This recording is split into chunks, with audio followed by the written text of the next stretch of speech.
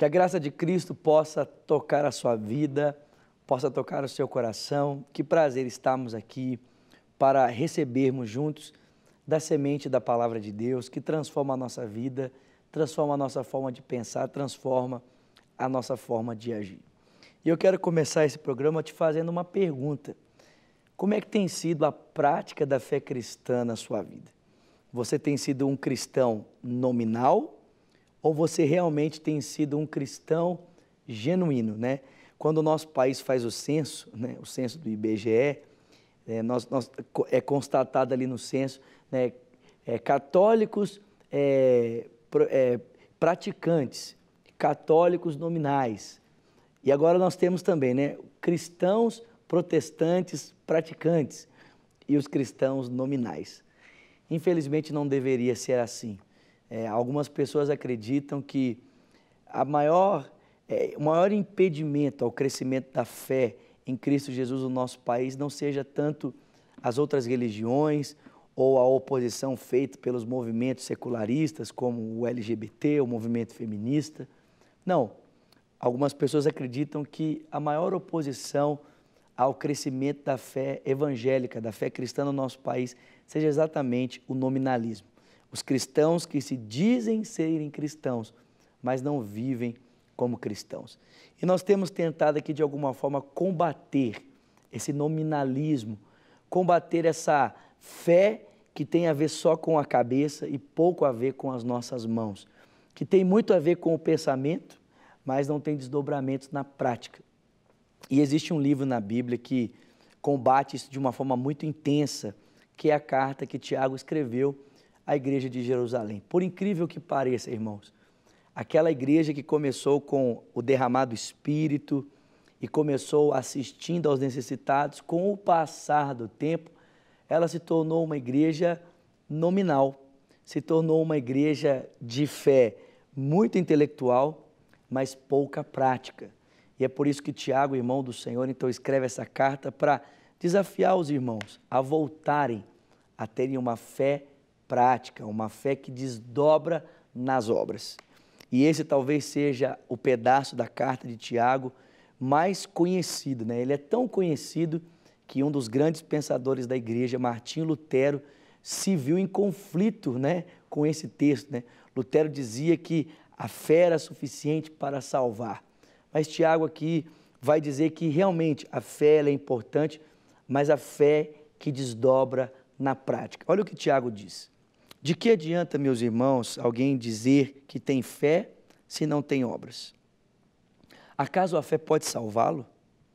Se um irmão ou irmã estiver necessitando de roupas e de alimento de cada dia e você lhe disser, vá em paz, aqueça-se e alimente-se até satisfazer-se sem, porém, lhe dar nada, de que isso adianta? Assim também a fé por si só, se não for acompanhada de obras, ela está morta. Mas alguém dirá, você tem fé, eu tenho obras. Olha, mostre-me a sua fé sem obras e eu mostrarei a minha fé pelas minhas obras. Você crê que existe um só Deus? Muito bem. Até os demônios creem e tremem.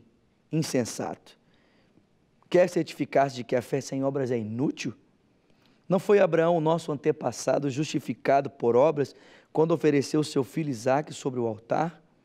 Você pode ver que tanto a fé como as obras estavam atuando juntas, e foi a fé aperfeiçoada pelas obras.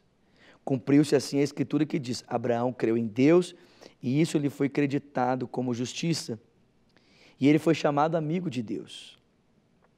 Vejam que uma pessoa é justificada por obras, e não apenas por meio da fé. Caso semelhante é o de Raabe, a prostituta. Não foi ela justificada pelas obras quando acolheu os espias e os fez sair por um outro caminho? Assim como o corpo sem o espírito está morto, também a fé sem obras é morta. É morta. Que texto mais confrontante para mim e para você. Nós que muitas vezes vivemos em dias em que a fé parece um elemento místico, parece um elemento tão abstrato, usado apenas para conseguirmos bens de Deus. Tiago vai dizer para mim e para você que a fé na vida cristã, ela pode ser vista com atitudes. Ele vai dizer, Assim como as atitudes de Abraão tornaram evidente a sua fé, assim como as atitudes de Raabe tornaram evidente a sua fé, assim como o corpo sem a parte, né, abstrata, sem o espírito está morto, a verdadeira fé é aquela que tem obras, porque se a fé não desdobra em obras, essa fé é uma fé morta, é uma fé inexistente, é uma fé de discurso, né, ou como nós costumamos dizer, é um assentimento mental, mas isso de fato não é fé. A verdadeira fé é aquela que tem desdobramentos práticos, né? E um dos desdobramentos práticos que Tiago vai usar aqui para nos fazer entender é exatamente o cuidado com o próximo, né? O Senhor Jesus diz: amarás o Senhor teu Deus de todo o teu coração, de toda a tua alma, com todas as tuas forças, mas amarás também o teu próximo como a ti mesmo. A nossa fé deve nos levar a uma vida prática. A nossa fé deve nos levar a atitudes. O texto diz que até os demônios creem em Deus e estremecem. Mas preste atenção, o fato de os demônios creem em Deus não faz com que eles vivam como anjos. O fato de os demônios acreditarem, não, Deus existe, não faz com que eles tenham obras piedosas, obras certas.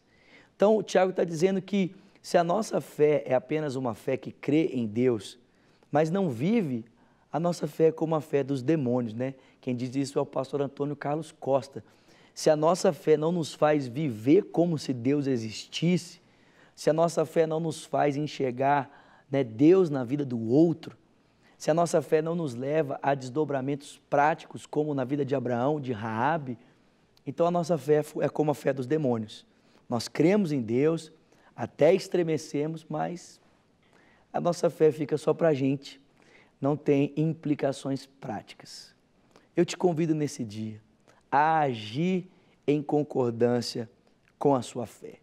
Não deixe que a sua fé se torne morta, não deixe que a sua fé se torne uma fé apenas de palavras, né?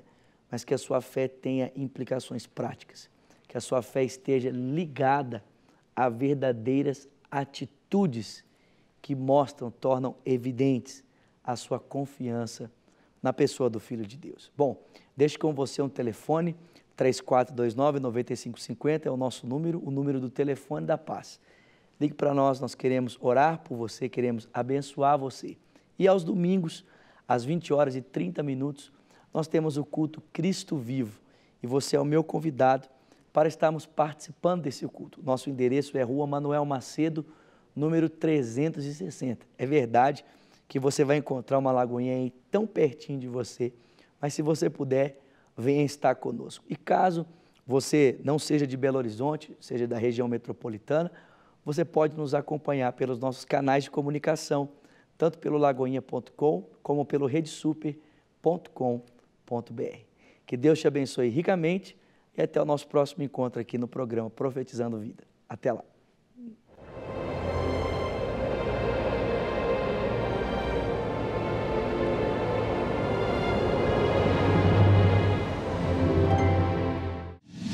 Para receber todas as novidades do canal, inscreva-se e se curtir o vídeo, clique em gostei. Aproveite para acompanhar a Rede Super nas redes sociais.